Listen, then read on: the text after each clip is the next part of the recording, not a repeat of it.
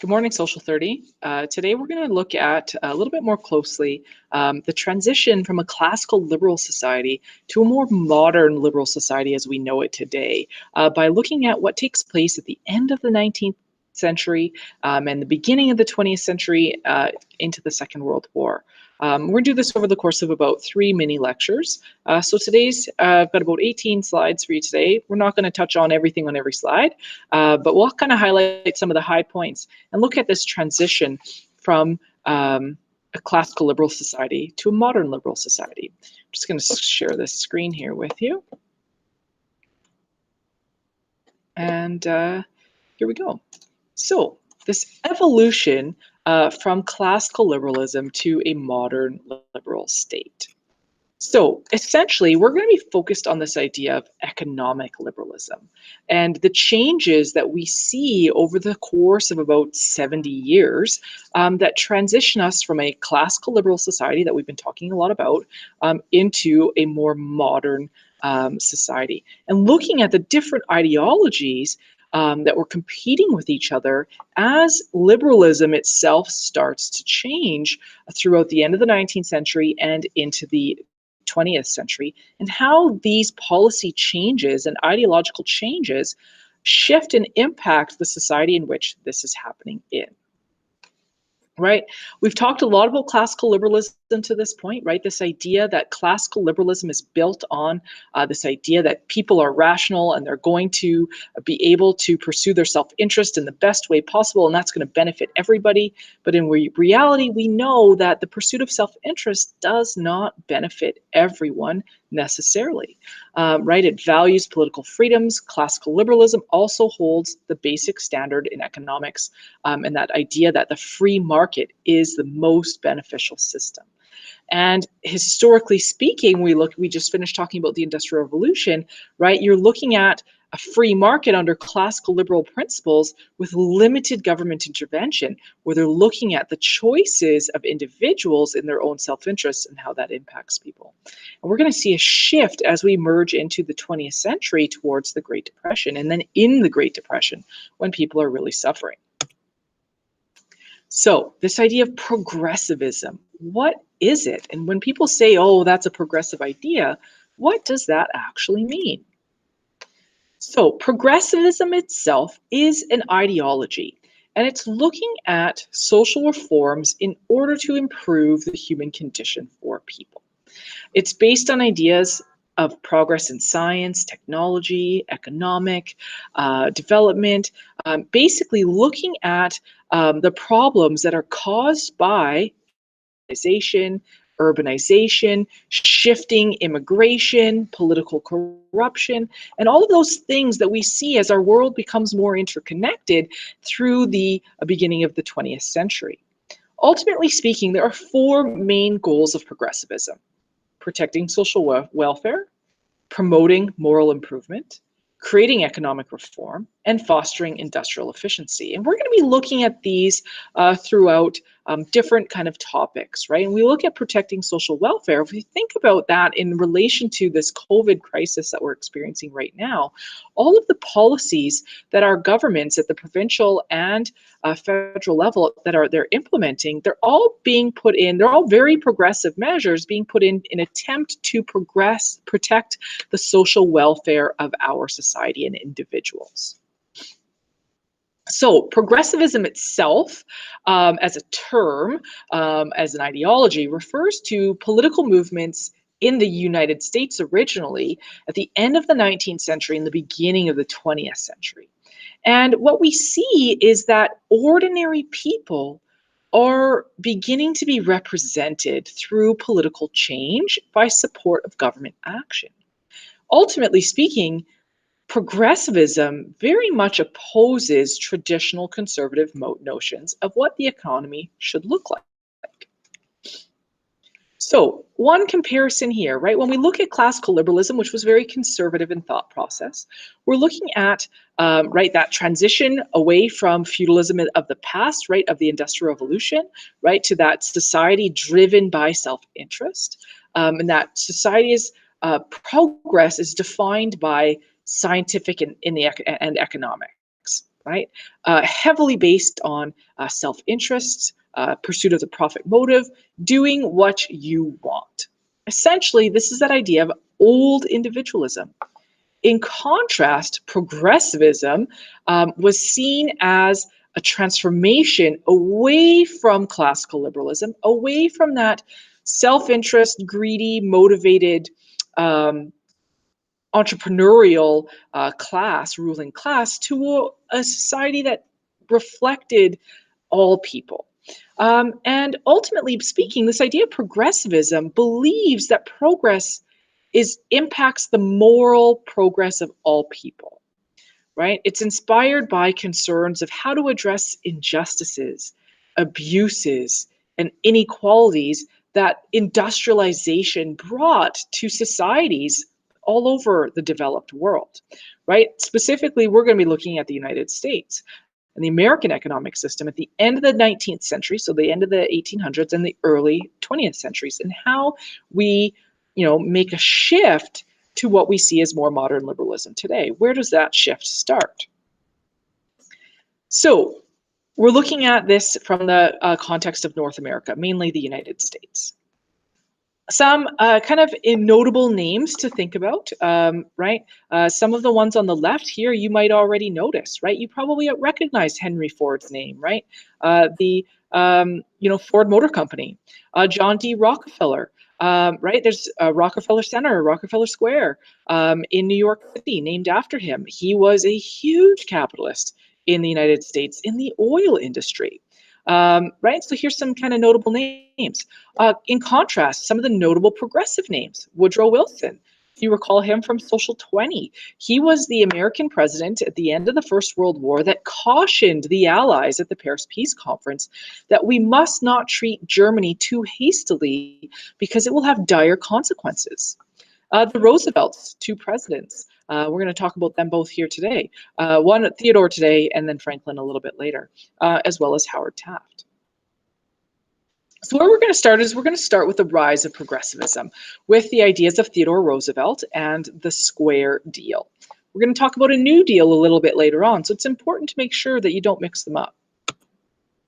So Theodore Roosevelt, he was president of the United States in the very beginning of the 20th century, from 1901 to 1909. And he was really one of the first people to pass these progressive reforms, right? Expanding the powers that the president has, and basically changed the views of how people viewed their government in the United States. And how did he do this? Well, he targeted the business practice of big business that were exploiting people. And he basically thought the government should be able to control whatever they need to in order to deal with problems, because previously those problems were going unsolved. And he, ultimately speaking, believed that big business should work peacefully with labor unions, and there should be a relationship, not just exploitation. So this idea of this square deal, okay, he saw that common people needed to receive something, right? And he promised reforms that would make things fair and honest from the government side.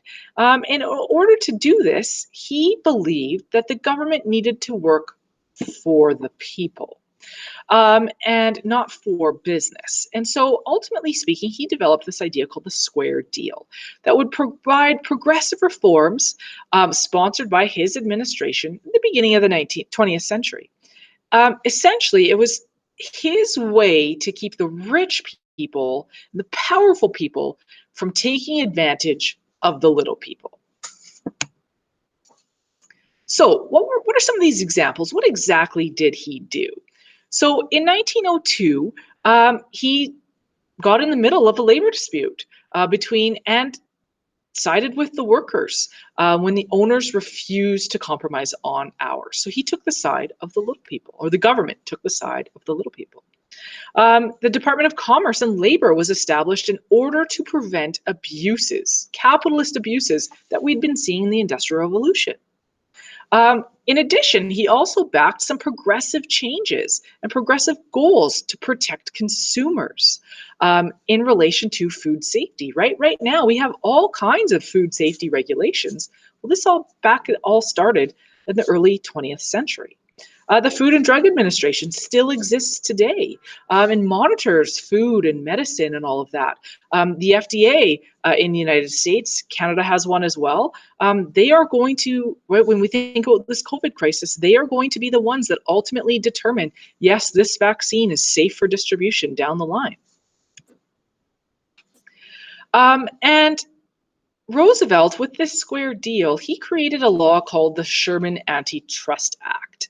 And basically, he wanted to prevent monopolies. And Roosevelt, he basically was challenging Rockefeller. Rockefeller owned a company called Standard Oil. And Standard Oil basically had a giant monopoly on oil in most of the United States. And then in addition to, in order to make more money and expand the monopoly, Rockefeller started buying railroads and anything that had to do with oil or the transportation or the production of it. And so Roosevelt, through the Square Deal and the Sherman Antitrust Act, he challenges the status quo. And he basically allowed the government to step in and find railroads that gave special rates to favored shippers, right? And so this was a way to try to start to break up some of these monopolies. Roosevelt becomes known as what's known as this trust buster. So in 1890, he wanted to prevent monopolies, right? A single company dominating a market, and this anti-competition behavior. And so Standard Oil is the biggest company that's going to get broken up by this Sherman Antitrust Act. And Standard Oil, this massive oil company that owned so much, well, it's broken up now and it's never been the same since then.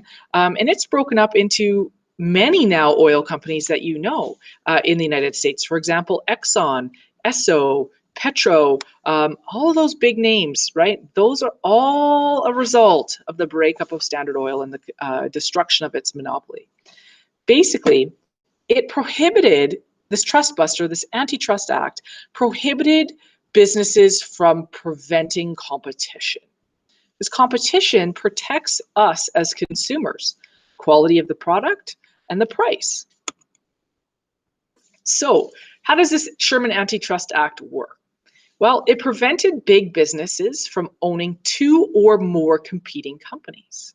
Okay? For example, if you could not own oil companies if you were an oil company, right? You couldn't buy them all and now control the market. Right, so I mentioned Standard Oil already. They break up Standard Oil into 34 separate and independent companies. Essentially, it was the principles of classical liberalism that allowed Standard Oil to grow and dominate into such a huge monopoly.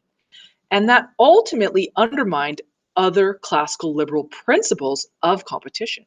So the Sherman Antitrust Act is just making sure that that competition can still exist in the market. And what we see are also a series of other reforms. We're going to be talking about reforms throughout this 3-lecture series. Other industries see reforms take place as well. It leads to increased government regulation of the economy in commerce in order to prevent different things from happening and protect consumers. Ultimately speaking, these reforms, including the Sherman Antitrust Act, did limit classical liberal freedoms and principles of the marketplace associated with this idea of self-interest and the profit motive, but in theory also trying to protect other things like competition. The reforms prevent big, powerful conglomerates and entities in society from abusing their rights and freedoms of the smaller organizations and individuals. So the development of credit unions and labor unions occurred around the turn of the century, right? Labor unions forming in order to counteract big business and try to protect workers' rights in relation to wages, hours of work, safety, all of those things. The establishment of credit unions as well. So smaller financial institutions owned by the members. So for example, when you think about the Canadian banking system today, Service Credit Union, for example, would be a smaller credit union. And there are others, the Christian Credit Union, among others, where basically the profits are then used to offer members different lending fees, lower rates, those types of things, lower fees on banking services. And they were an alternative to traditional commercial banks, right? Oftentimes in small rural communities, you see these credit unions, historically speaking, and even still today, right? The big banks don't feel the need to be in small communities because they don't feel as though they can profit in the same capacity. And this gave a way into these smaller, independent financial institutions. Okay? In these early times, right, providing loans to individuals with no credit history, group ownership, profit sharing, which all of this goes against these classical liberal principles of the profit motive. That's where we're going to stop today, and join us on next day with our second lecture of looking at kind of a return to normalcy.